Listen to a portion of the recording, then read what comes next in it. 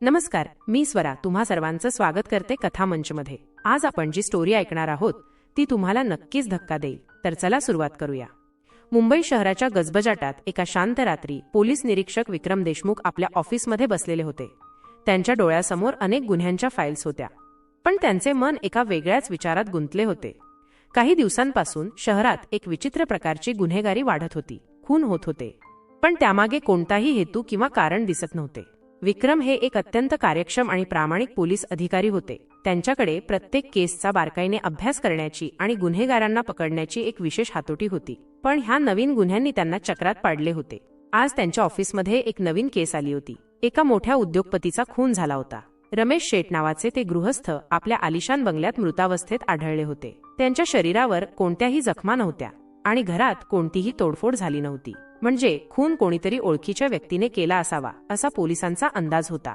विक्रम आणि त्यांची टीम तातडीने घटनास्थळी पोहोचली। रमेश शेठ यांचा बंगला खूप मोठा आणि आलिशान होता। घरात सर्व वस्तू व्यवस्थित ठेवलेल्या होत्या, कुठेही गडबड किंवा झटापटीचा मागमूस नव्हता। विक्रमने बारकाईने पाहणी केली, पण त्यांना काहीही संशयास्पद आढळले नाही। शेठ यांचा खून कोणी केला असेल? विक्रमने आपल्या टीममधील एका अधिकाऱ्याला विचारले। सर, मला वाटतं कोणीतरी जवळच्या व्यक्तीनेच हे कृत्य केले आहे, कारण घरात कोणीही जबरदस्तीने घुसल्याचे दिसत नाही, अधिकाऱ्याने उत्तर दिले। विक्रमने रमेश शेठ यांच्या कुटुंबाची चौकशी करायला सुरुवात केली। त्यांची पत्नी, मुलगा आणि मुलगी हे तिघेही घरातच होते। त्यांनी सांगितले की रमेश शेठ यांचा कोणाशीही वाद नव्हता आणि ते एक शांत स्वभावाचे माणूस होते। तुमच्यापैकी कोणाला काही माहीत आहे का? विक्रमने विचारले। नाही सर, आम्हाला काहीच माहीत नाही, तिघांनीही एका सुरात उत्तर दिले। विक्रमला काहीतरी गडबड वाटत होती।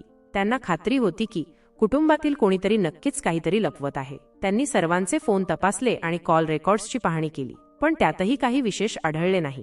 रात्री उशीर झाला होता, पण विक्रमला झोप येत नव्हती। ते रमेश शेठ यांच्या खुनाचा विचार करत होते। त्यांना काहीतरी मिसिंग वाटत होतं, काहीतरी असं जे त्यांना दिसत नव्हतं। दुसऱ्या दिवशी सकाळी विक्रमने आपल्या टीमला पुन्हा एकदा घटनास्थळी बोलावले। त्यांनी बंगल्याच्या आजूबाजूला अधिक तपास करायला सुरुवात केली। त्यांना एक लहान वस्तू सापडली, एक रहस्यमय पेन ड्राईव्ह। हे काय आहे? विक्रमने आपल्या टीममधील एका सदस्याला विचारले। सर, हे पेन ड्राईव्ह आहे, आपण यात काय आहे ते तपासून बघूया, सदस्याने उत्तर दिले।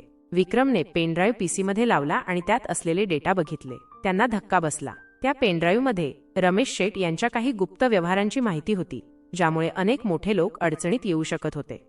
याचा अर्थ रमेश शेठ यांचा खून ह्या गुप्त व्यवहारांमुळे झाला आहे, विक्रमने विचार केला। आता विक्रमला खुनाचा हेतू सापडला होता, पण खुनी कोण आहे हे शोधणे अजून बाकी होते। भाग 2, जाळे आणि संशय। विक्रमने पेन ड्राईव्ह मधील माहितीच्या आधारे तपास सुरू केला।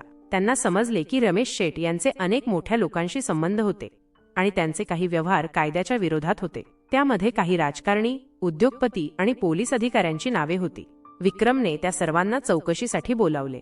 प्रत्येक जण रमेश शेठ यांच्याशी आपले संबंध असल्याचे कबूल करत होता, पण खुनामध्ये आपला हात नसल्याचे सांगत होता। विक्रमला कोणावर विश्वास ठेवावा हे कळेनासे झाले होते। तपासादरम्यान विक्रमला एक नवीन माहिती मिळाली। रमेश शेठ यांची एक मैत्रीण होती जी त्यांच्यासोबत अनेकदा दिसत होती। तिचे नाव होते अंजली। विक्रमने अंजलीला चौकशीसाठी बोलवले। अंजलीने सांगितले की ती रमेश शेठ यांची फक्त मैत्रीण होती आणि त्यांच्यामध्ये कोणतेही गैरसंबंध नव्हते। तिने हेही सांगितले की रमेश शेठ यांना काही दिवसांपासून कोणाची तरी भीती वाटत होती। कोणाची भीती वाटत होती? विक्रमने विचारले। मला नाही माहीत, पण ते नेहमी कोणाबद्दल तरी बोलत असायचे, अंजलीने उत्तर दिले। विक्रमला आता खात्री झाली होती की रमेश शेठ यांच्या खुनामागे एक मोठे षडयंत्र आहे। त्यांना समजले की खुनी एकटा नाही, तर त्याच्यासोबत आणखी काही लोक सामील आहेत। विक्रम आणि त्यांची टीम दिवसरात्र काम करत होती। त्यांनी रमेश शेठ यांच्या संपर्कात असलेल्या प्रत्येक व्यक्तीची चौकशी केली। त्यांना एक गोष्ट समजली की रमेश शेठ यांच्या काही शत्रूंनी त्यांना धमकी दिली होती। त्यापैकी एकाचे नाव होते विजय पाटील। विजय पाटील एक मोठा गुंड होता आणि त्याचे रमेश शेठ यांच्याशी काहीतरी वाद होते। विक्रमने विजयला पकडले आणि त्याची चौकशी केली। तू रमेश शेठ यांचा खून केला आहेस? विक्रमने विचारले। नाही, मी नाही केला, विजयने उत्तर दिले। विक्रमला माहित होते की विजय खोटे बोलत आहे। त्यांनी विजयला वेगवेगळ्या प्रकारे प्रश्न विचारले आणि त्याला पकडण्याचा प्रयत्न केला, पण विजय आपल्या म्हणण्यावर ठाम होता। विक्रमला आता एक नवीन आव्हान समोर दिसत होते। त्यांना खुनी शोधायचा होता आणि त्यासोबतच रमेश शेठ यांच्या गुन्हेगारी साम्राज्याचा पर्दाफाश करायचा होता। विक्रमने रमेश शेठ यांच्या खुनाचा तपास अधिक तीव्र केला। त्यांनी आपल्या टीमला वेगवेगळ्या दिशेने पाठवले। आणि प्रत्येक माहिती गोळा करायला सुरुवात केली. त्यांना समजले की विजय पाटील आणि आणखी काही लोक रमेश शेठ यांच्या विरोधात होते आणि त्यांनी रमेश शेठ यांना संपवण्याचा कट रचला होता. विक्रमने आपल्या टीमसोबत एक योजना बनवली. त्यांनी विजय पाटील आणि त्याच्या साथीदारांना पकडण्यासाठी एक सापळा रचला. त्यांनी विजयला एका ठिकाणी बोलावले आणि तिथे त्याला पकडले. आता तू खोटं बोलू शकत नाहीस, विक्रमने विजयला पकडल्यावर म्हटले. विजयला समजले की आता त्याचा बचाव होणे शक्य नाही. त्याने आपला गुन्हा कबूल केला आणि सांगितले की त्याने रमेश शेठ यांचा खून केला, कारण रमेश शेठ त्याला त्याच्या धंद्यात मदत करत नव्हता.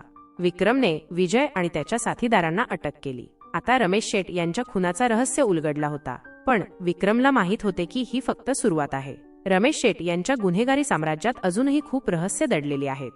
विक्रमने रमेश शेठ यांच्या सर्व गुप्त व्यवहारांची माहिती सार्वजनिक केली, ज्यामुळे अनेक मोठे लोक अडचणीत आले. त्यांनी आपल्या कामातून हे सिद्ध केले की कोणताही गुन्हेगार कायद्याच्या तावडीतून वाचू शकत नाही. या केसमुळे विक्रमची प्रतिमा आणखी उंचावली. ते एक प्रामाणिक आणि धाडसी पोलीस अधिकारी म्हणून ओळखले जाऊ लागले. पण विक्रमला माहीत होते की त्यांची लढाई अजून संपलेली नाही. शहरात अजूनही अनेक गुन्हेगार आहेत ज्यांना पकडणे बाकी आहे. अशा प्रकारे विक्रमने रमेश शेठ यांच्या खुनाचा रहस्य उलगडला आणि गुन्हेगारांना शिक्षा दिली. त्यांनी हे सिद्ध केले की सत्य आणि न्याय नेहमीच विजयी होतात. ही स्टोरी इथेच संपते. जर तुम्हाला ही स्टोरी आवडली असेल तर लाईक करा, शेअर करा आणि चॅनल सबस्क्राईब करा. अशाच मनोरंजक स्टोरीसाठी पुन्हा भेटूया एका नवीन स्टोरीमध्ये.